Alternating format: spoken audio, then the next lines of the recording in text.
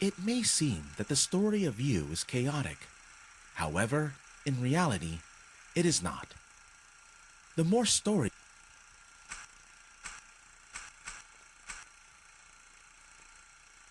I suppose I will start at the very beginning. Chapter 1.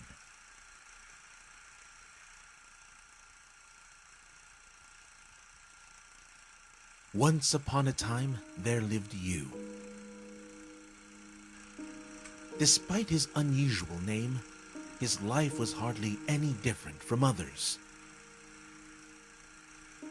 It was an unusually usual day when he was getting ready to go to work. 2 hours of sleep. What a formality, he said to himself, glancing at his watch.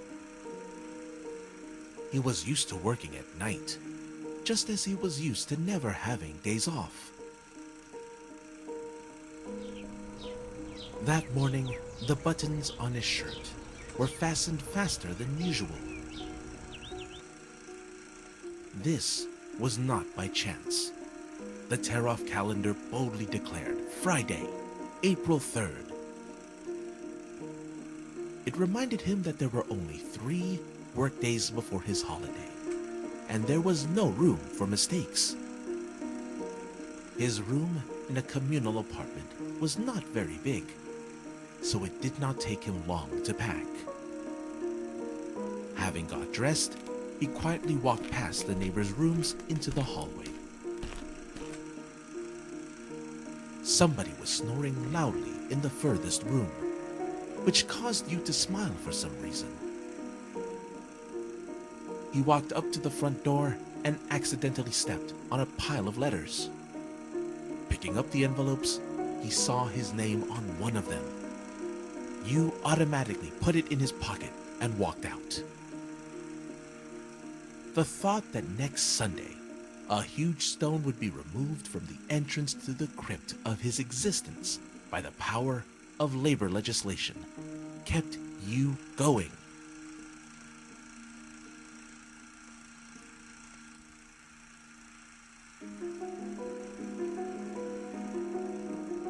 Glancing at the address line, a chill went through Yu's body for a split second. From Darina.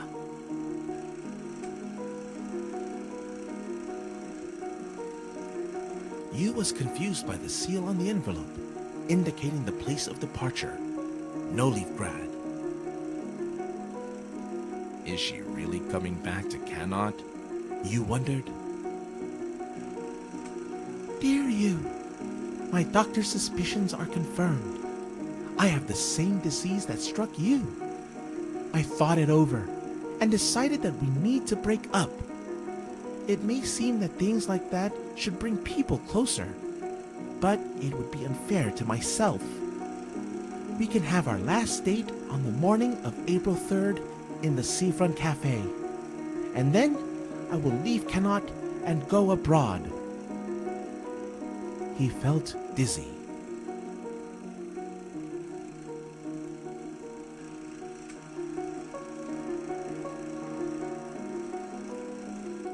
Although Yu suffered from excessive hypochondria, he really had an incurable illness.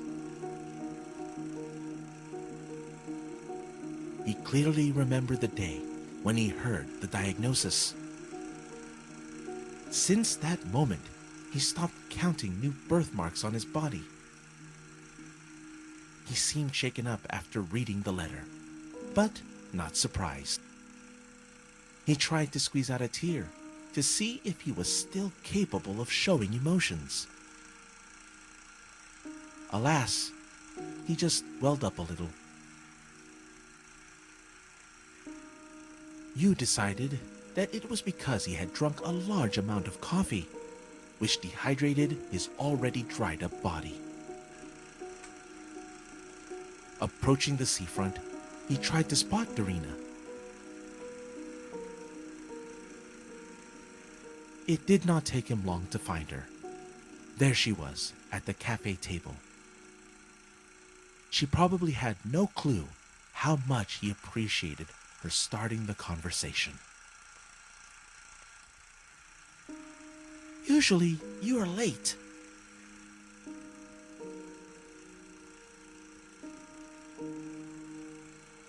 I am tired. I hope you understand me. But he did not. Having overcome his anxiety, he squeezed out a handful of words.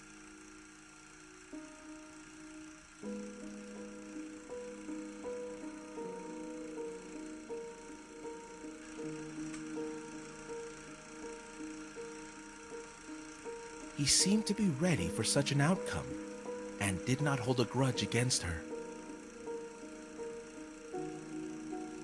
Nodding goodbye to her, you hurried to work.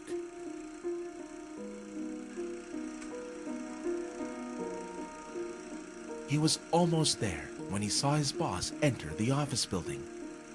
He took it as his personal failure, although his watch showed that he still had several minutes.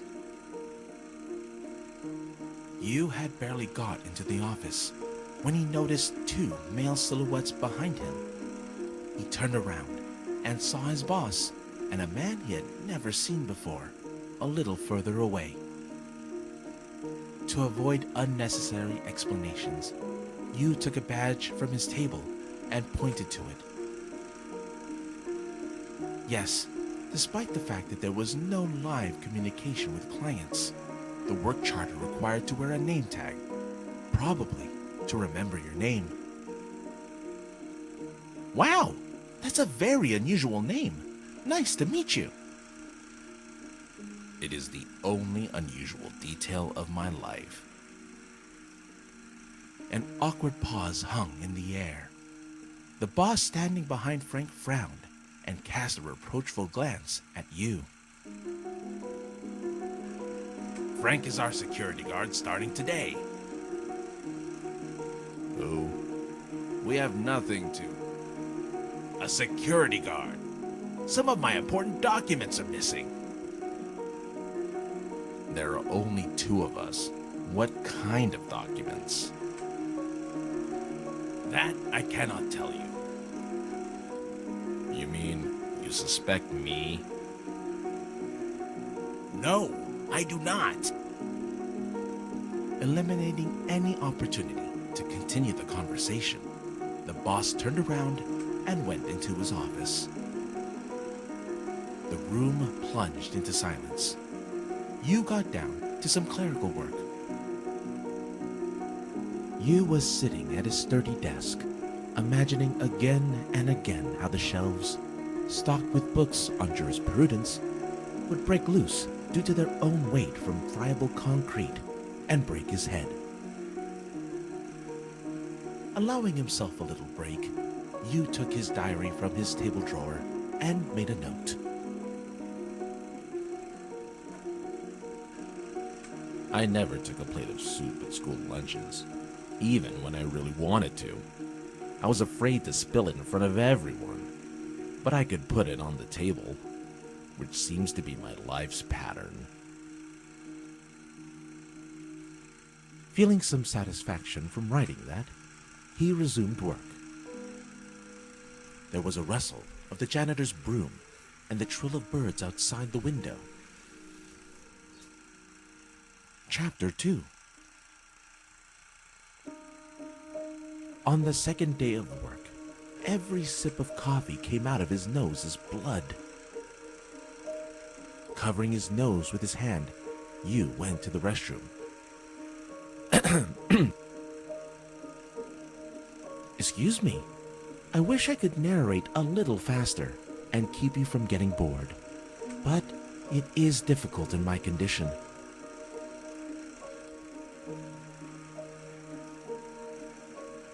Let's continue. Returning to his workplace, Yu saw Frank sitting at his table and leafing through his personal diary. Such violation of personal boundaries, it seemed, was about to put Yu out of temper.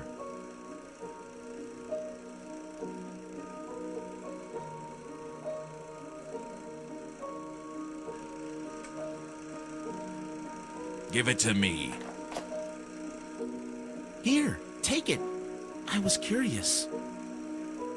In a moment, Yu hid his diary in the drawer of his desk. I am sorry if I offended you. The incident seemed to be over, but Frank's intrusive nature got the better of him. Can I ask you a question? Why does everyone in your notes die?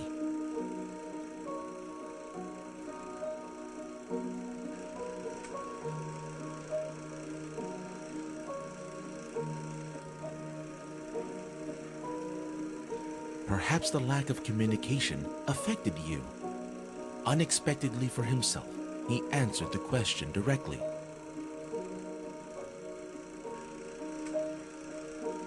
I'm not sure, but it seems to me that the desire to kill a self-protagonist in the text takes root in the desire to alienate the described situations from a real self. You said it as if he had prepared an answer to this question a long time ago, or at least he had thought about it before. Silence set in. Frank was embarrassed by his answer and tried to look understanding. Well, more likely that it is just easier to kill. The office phone rang.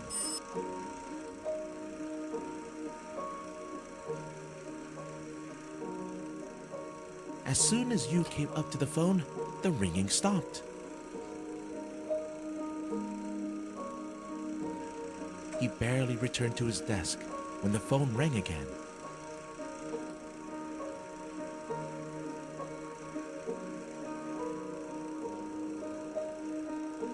As soon as Yu came up to the phone, the ringing stopped. He barely returned to his desk when the phone rang again.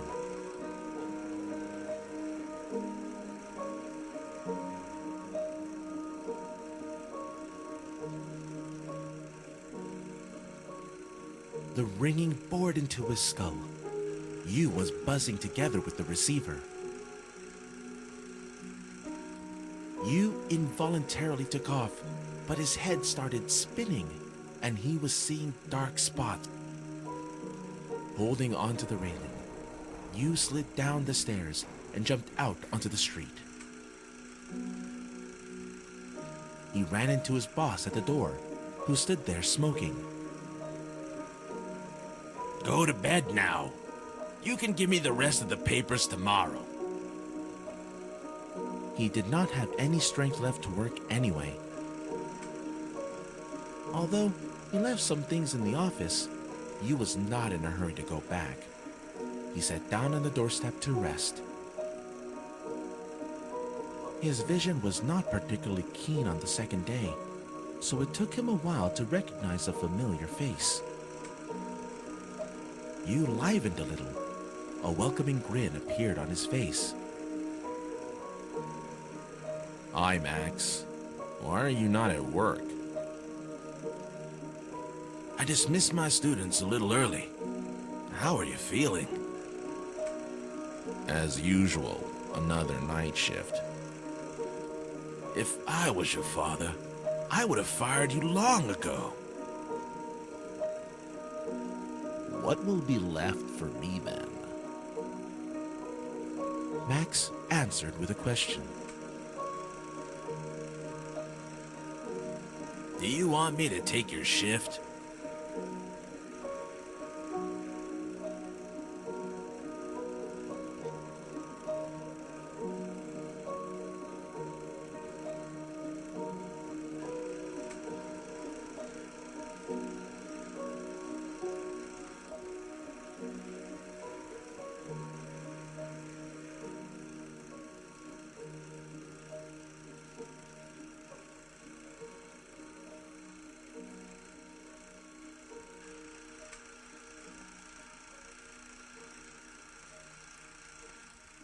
They let me. Okay, I will talk to your father. Don't you dare.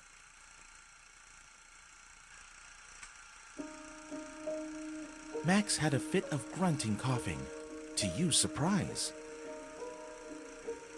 Max tried to hide it very hard, but Yu noticed blood on his palms, which he quickly hid in his pocket. Yu decided to play along with his old friend, pretending that the latter had not given his secret away. Max tried to quietly wipe the traces of blood with a handkerchief, the corner of which was still visible from the pocket of his coat. The handkerchief was way too familiar. It was Darina's handkerchief.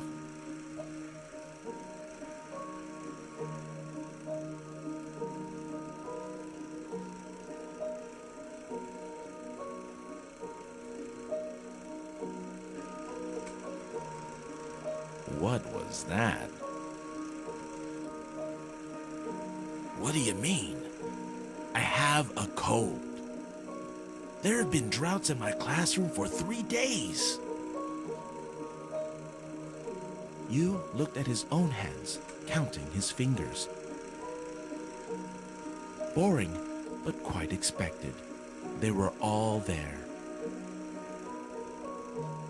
He was clearly weaker than his friend was, but, having lost control of himself, he grabbed Max by the front of his shirt, which led to a clumsy brawl. Max pushed Yu against his shoulder in an attempt to break away. Because of an insult or uneven stones on the pavement, Yu lost his balance and fell down, hitting the curb with the back of his head. As if examining a painting, Yu fixed his dying look on his fingers and counted them.